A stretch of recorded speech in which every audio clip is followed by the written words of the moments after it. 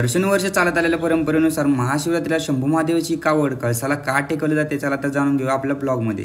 नमस्कार, मी आधीच आपलं स्वागत करतो माझ्या छोट्याशा ब्लॉग मध्ये। आज होती महाशिवरात्र, मग सकाळी सकाळी मित्रमंडळाला घेऊन डायरेक्ट मंदिराकडे प्रस्थान केलं। चौकात जाऊन बघतो ते काय, महाशिवरात्री निमित्त तरुण पिढीपेक्षा परंपरा जपणारी वरिष्ठ व्यक्तींची गर्दी खूप होती र। मंदिरात दर्शन करण्यासाठी गेल्यानंतर बी असं दृश्य आढळलं की तरुण पिढीपेक्षा वयस्कर माणसाचीच गर्दी खूप होती र। महादेवाचं दर्शन वगैरे केल्याने बाहेर आलो। आता मी तुम्हाला ती गोष्ट दाखवतो ज्यासाठी तुम्ही हा ब्लॉग बघताय।